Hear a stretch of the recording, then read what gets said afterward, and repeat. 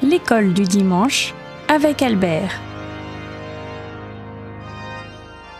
L'école du dimanche, bonjour chers amis auditeurs. On continue à explorer ce credo de Monseigneur Athanasius Schneider, le compendium de la foi catholique, paru récemment en 2025. Alors, quelle est la fin de la création ? Eh bien, on a vu la semaine dernière les enseignements majeurs qu'on peut tirer jusqu'à présent. L'univers n'est pas éternel, mais a eu une origine dans le temps. Deuxièmement, la création n'a pas été le résultat de processus naturels, mais de l'acte libre de Dieu. Troisièmement, l'univers n'est pas aléatoire ou accidentel, mais a été formé d'après un plan déterminé d'une sagesse divine. Quatrièmement, Dieu n'a pas créé le péché ou le mal, mais toute chose bonne à leur origine. Cinquièmement, le monde naturel n'est pas divin, mais a été façonné pour que l'homme en fasse un usage approprié. Sixièmement, les processus naturels ont leur propre potentialité à accomplir, tout cela sous la dépendance de Dieu. Alors, quelle est la fin de la création ? La fin ultime de la création, eh bien, c'est de glorifier Dieu. Tout vient de Dieu, car de lui, par lui et pour lui sont toutes choses, et toutes ses œuvres te louent, Yahvé et tes fidèles te bénissent. L'homme n'est donc pas une créature que le Créateur a voulu pour elle-même, non.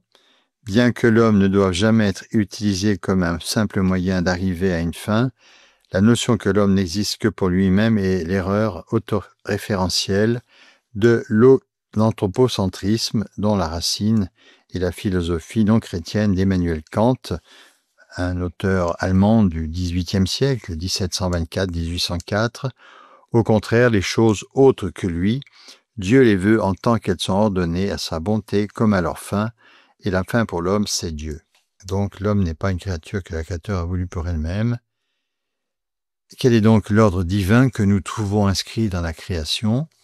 Les créatures irrationnelles, par exemple les minéraux, les plantes, les animaux sont soumises aux créatures rationnelles, anges et hommes, qui sont à leur tour soumises à Dieu, bien suprême et fin ultime de toutes choses. Alors quel est le devoir de l'homme à l'égard des autres créatures ? Eh bien, premièrement, ne pas chercher en elles son accomplissement ultime. Deuxièmement, les respecter et en tirer un enseignement en tant qu'œuvre de la sagesse de Dieu. Troisièmement, les utiliser sans perdre le sens de sa responsabilité comme des moyens de s'élever vers Dieu. Quatrièmement, dans toutes ses actions, chercher d'abord la gloire de Dieu. Le chapitre 4, maintenant, est consacré aux anges, l'angélologie, donc les anges en général. On sait que ce mot signifie messager, agélos. Un ange est un pur esprit, un être possédant intelligence et volonté personnelle, créé par Dieu pour le glorifier et le servir.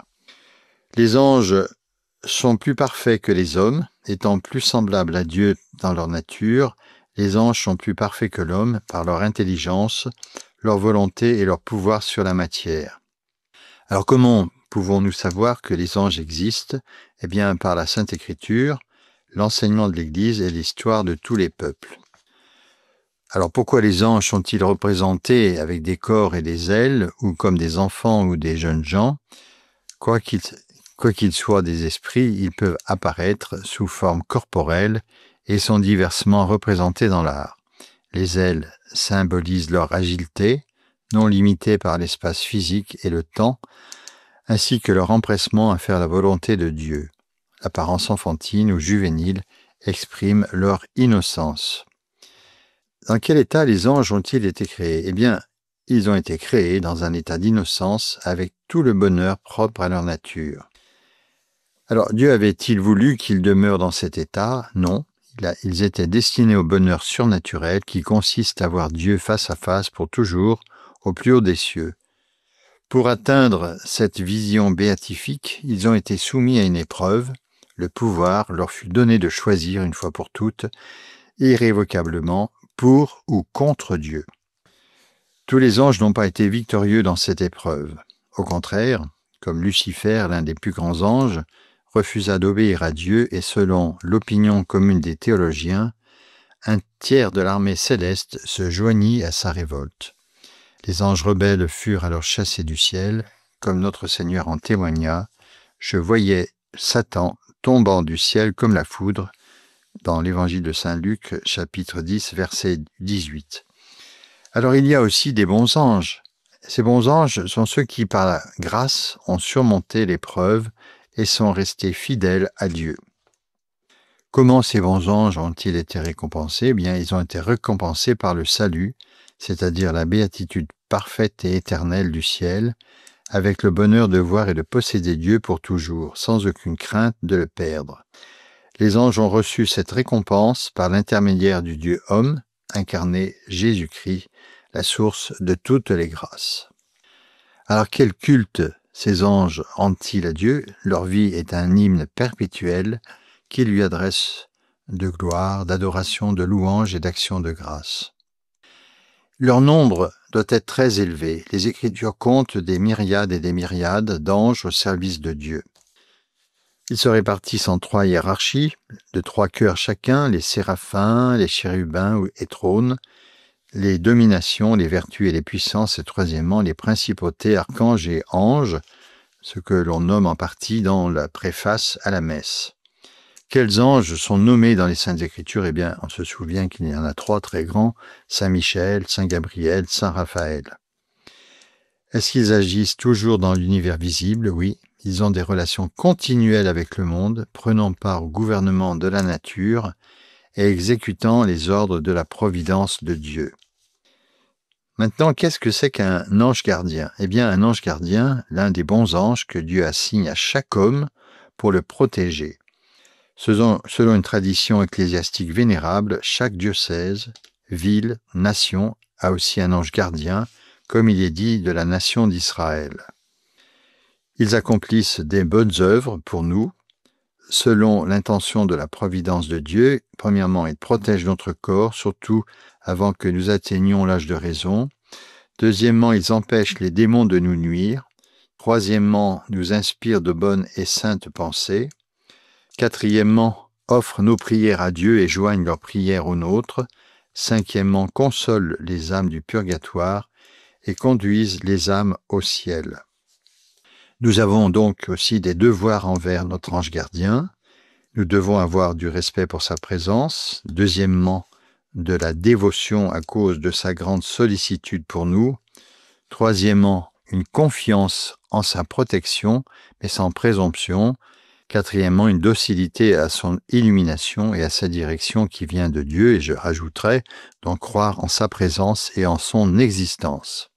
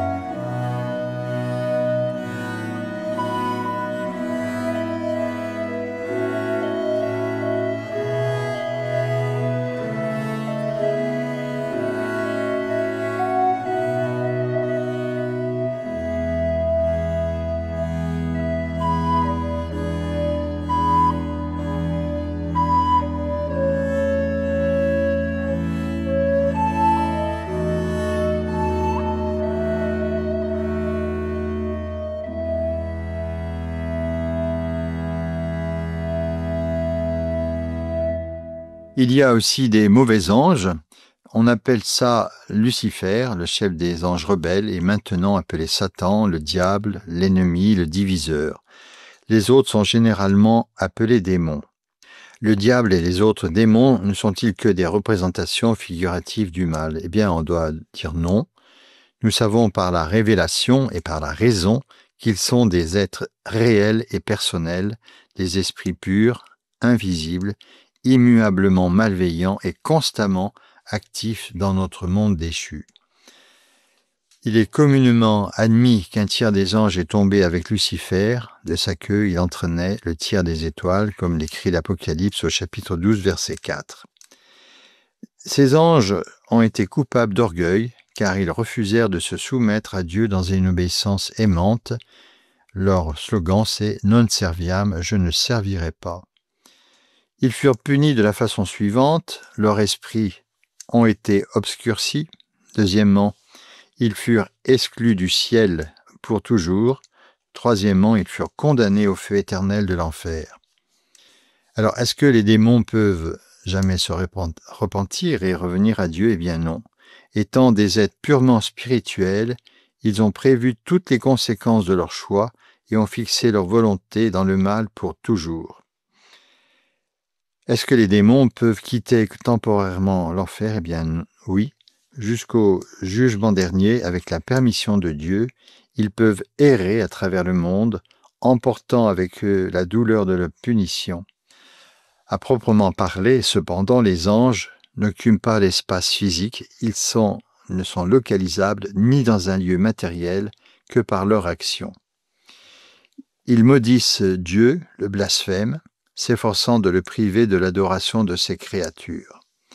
Les démons peuvent-ils exercer un pouvoir sur la nature physique? Eh bien oui. Bien qu'ils ne puissent pas créer quelque chose à partir de rien ou forcer la volonté d'autrui à choisir, ils conservent toujours leur force naturelle d'intelligence et de volonté et peuvent exercer un pouvoir notable sur la nature, mais seulement dans la mesure où Dieu le permet. Alors comment ce pouvoir démoniaque se manifeste-t-il? Eh bien, par de faux prodiges déguisés en miracles, on sait que le diable est le singe de Dieu, des prédictions déguisées en prophéties, illusions et apparitions, des infestations, des objets physiques en mouvement, etc., qui peuvent néanmoins être distingués des vrais miracles et des œuvres de Dieu. À quoi donc ces démons utilisent-ils ces pouvoirs? Eh bien, à conduire les hommes à la damnation et à en faire des messagers pour propager des mensonges diaboliques et à s'opposer continuellement à l'Église de Jésus-Christ. Le diable agit-il envers l'homme? Eh bien oui. En haïssant Dieu et en enviant l'homme, il cherche à blesser l'homme spirituellement et physiquement et à l'entraîner en enfer par la tentation, l'obsession et la possession. Alors, qu'est-ce que cette tentation? La tentation consiste en ce que les démons perturbent les sens, la mémoire, l'imagination de l'homme, suggérant des pensées impies et excitant ses passions, comme les sentiments et les émotions, afin d'éclipser sa raison et sa volonté. La tentation est commune à tous les hommes, car même le Christ les a toutes éprouvées, hormis le péché, et il en a été vainqueur. Alors, qu'est-ce que l'obsession diabolique et la possession? L'obsession est une certaine attention démoniaque concentrée sur quelqu'un, souvent sous la forme d'attaques psychologiques ou émotives inexpliquées, ou d'attaques physiques sur le corps de l'homme ou ce qui lui appartient. La possession consiste en ce qu'un démon s'empare du corps d'un homme et parfois de ses sens. Ce sont des formes moins courantes d'activité démoniaque et les rites d'exorcisme de l'Église sont donnés pour les combattre et chaque diocèse possède un ou plusieurs exorcistes.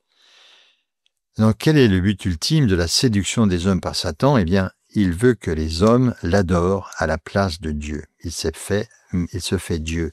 Le diable, en tant qu'ange apostat, ne peut que tromper et égarer l'esprit de l'homme pour le conduire à désobéir au commandement de Dieu et progressivement obscurcir le cœur de ceux qui s'efforceraient de le servir, les conduisant à l'oubli du vrai Dieu ainsi qu'à l'adoration de lui-même comme Dieu. Alors, est-ce qu'on peut vaincre le diable? Eh bien sûr, nous pouvons toujours vaincre les assauts du diable par la grâce de Dieu, et nous devons donc faire usage d'une vigilance, d'une prière, d'une mortification constante, résister au diable, et il s'enfuira de vous, comme l'écrit saint Jacques au chapitre 4, verset 7. Alors pourquoi finalement Dieu permet-il au diable de tenter et d'affliger les hommes? Réponse, eh bien, premièrement, afin de purifier et fortifier les justes qui gagnent du mérite par leur combat. Deuxièmement, afin de punir et de réprimander les méchants qui deviennent esclaves du diable par le péché.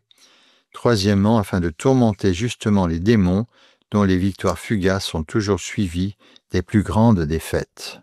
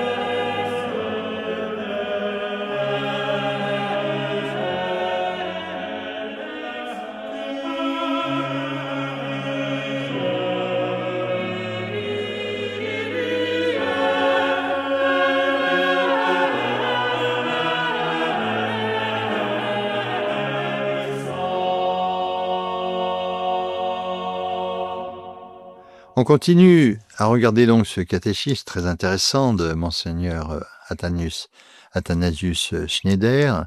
Maintenant, le chapitre 5 est constitué donc avec ce titre, l'homme, la création de l'homme. Alors qu'est-ce qu'un homme? Question très importante. Eh bien, c'est une créature composée d'une âme rationnelle ou intellectuelle et d'un corps matériel. Alors Dieu a créé l'homme pour le connaître, l'aimer, le servir dans cette vie et ainsi être heureux avec lui pour toujours dans le ciel. Magnifique définition donc de l'homme. Comment Dieu a-t-il créé le premier homme? Eh bien, Dieu a formé le corps du premier homme à partir de la poussière du sol et il souffla dans ses narines un souffle de vie et l'homme devint un être vivant. Le premier homme fut appelé Adam, argile rougeâtre, nom qui évoque l'humble origine de son corps, rappelé par le credo du peuple de Dieu de mai 1968 du pape Paul VI. Quel rapport existe entre l'âme et le corps humain? L'âme donne la vie, le mouvement, la sensation au corps, tandis que le corps exprime l'âme. L'homme est donc un composé de corps et d'âme, c'est un seul et même homme qui a conscience à la fois de comprendre et de sentir. Or, sentir ne peut se faire sans le corps qui doit donc être une partie de l'homme. Qu'est-ce que l'âme de l'homme? Eh bien, l'âme est une substance spirituelle active, libre, immortelle, créée directement par Dieu et unie au corps humain dans une unité si profonde qu'elle sert de forme intérieure au corps humain, tout en ayant sa propre subsistance, existence ou réalité unique et complète. L'âme intellectuelle est-elle le seul principe de la vie humaine? Oui. L'opinion qui ne pose qu'un principe de vie dans l'homme, c'est-à-dire l'âme rationnelle, dont le corps reçoit ainsi tout mouvement, toute vie et tout sens, est la plus commune dans l'Église de Dieu et selon les théologiens les plus approuvés, elle semble être liée d'une telle manière au dogme de l'Église qu'elle est la seule vraie et légitime interprétation et ne peut donc être niée sans erreur dans la foi, comme le rappelait le pape Pie IX dans la lettre apostolique Dolore Aod Mediocri du 30 avril 1860. Alors, quand Dieu crée-t-il chaque âme humaine? Eh bien, il y a de solides raisons anthropologiques, philosophiques et théologiques de conclure que Dieu crée et infuse une âme humaine, l'infusion de l'âme, à la conception, c'est-à-dire au premier instant de l'existence de l'embryon humain. Peut-on déduire finalement celle du dogme de l'incarnation et de l'Immaculée Conception? Oui. Le dogme de l'incarnation présuppose que l'âme humaine du Christ a été créée au moment même de sa conception. Par la vision bienheureuse dont il jouissait déjà à peine conçu dans le sein de sa mère, il se rend constamment et perpétuellement présent tous les membres de son corps mystique et il les embrasse d'un amour rédempteur. Le dogme de l'Immaculée Conception de la Bienheureuse Vierge Marie témoigne de la même vérité. Dans le premier instant de sa conception, elle a été préservée et exempte de toute tache du péché originel. Alors, conclusion, conséquence, la condamnation d'avortement par l'Église est-elle fondée sur le moment de l'infusion de l'âme? Eh bien oui. L'Église enseigne que l'embryon humain doit être traité comme s'il était déjà doté d'une âme dès le moment de sa conception. Certes, aucune donnée expérimentale ne peut être de soi suffisante pour faire reconnaître une âme spirituelle. Toutefois, les conclusions scientifiques sur l'embryon humain fournissent une indication précieuse pour discerner rationnellement une présence personnelle dès cette première apparition d'une vie humaine. Comment un individu humain ne serait-il pas une personne humaine? C'est pourquoi le fruit de la génération humaine, dès le premier instant de son existence, c'est-à-dire à partir de la constitution du zygote, c'est-à-dire l'œuf, exige le respect inconditionnel moralement dû à l'être humain. C'est ce que rappelait donc la Congrégation pour la doctrine de la foi dans une instruction récente, instruction Donum Vitae du 22 février 1987. Alors maintenant, pourquoi, on se pose la question, pourquoi cette âme est-elle appelée substance spirituelle? Parce que c'est une substance immatérielle et simple, douée de compréhension et de libre arbitre, capable de continuer à exister même après avoir été séparée du corps à la mort, puisque l'âme est subsistante par soi. Donc c'est donc une substance immatérielle et simple. Alors, ceux qui nient la spiritualité de l'âme, et ils sont nombreux, ce sont principalement les matérialistes qui s'imaginent que rien n'existe dans l'univers que la matière. Outre qu'elle contredit l'idée même de connaissance, cette notion donne inévitablement naissance à la mentalité eugénique qui cherche le contrôle matériel de la procréation humaine et la domination tyrannique du fort sur le faible, comme l'atteste l'histoire du XXe siècle. Autre question maintenant, peut-on dire que l'homme est libre? Question de philosophie. Parce qu'il a le pouvoir de comparer diverses choses possibles par son intellect et de faire un choix entre elles par sa volonté. L'homme n'est pas forcé par une puissance extérieure quand il choisit de prendre ou de ne pas prendre une décision. Avouons qu'aussi, donc, le Saint-Esprit, si on l'invoque, aide l'âme chrétienne, le chrétien à prendre une bonne décision. Alors, qui donc nie la liberté humaine? Eh bien, ce sont les déterministes, qui sont nombreux aussi, qui soutiennent que les actes humains sont déterminés par des causes préexistantes, par exemple les circonstances sociales, des forces impersonnelles, le destin, les étoiles, la biologie, les glandes, et que les hommes ne doivent donc pas être tenus pour responsables de leurs propres actes, et cela est faux. Alors pourquoi peut-on dire que l'âme humaine est immortelle? Parce que l'âme humaine, une fois créée, vivra éternellement. Qui nie l'âme immortelle? Eh bien, ce sont les athées, les matérialistes et d'autres qui s'imaginent qu'ils ne sont rien d'autre que des animaux bien adaptés, ce que l'on entend bien souvent, surtout dans les milieux écologistes, tandis que d'autres prétendent que Dieu anéantit l'âme humaine après la mort, ce qui est également une grave erreur, qui avait donc été condamnée par le pape Léon X dans la bulle Apostolici Regiminis du 19 décembre 1513.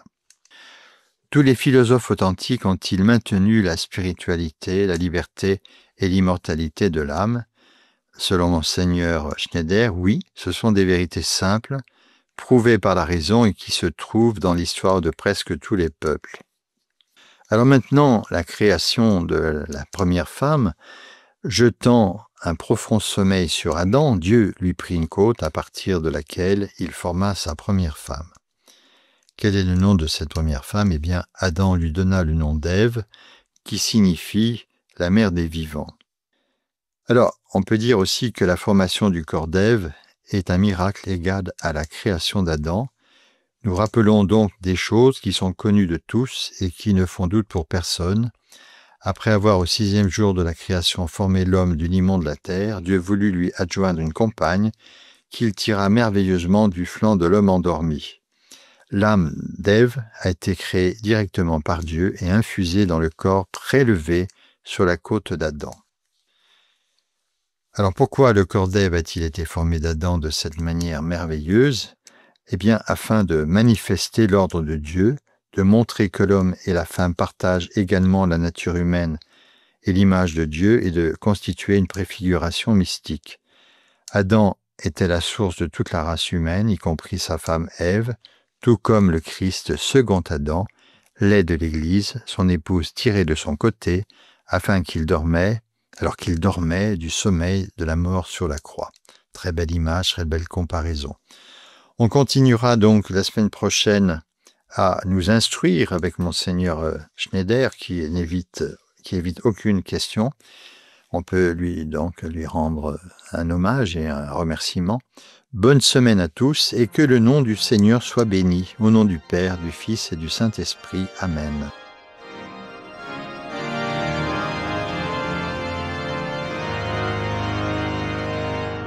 C'était sur Radio Espérance, l'école du dimanche, avec Albert.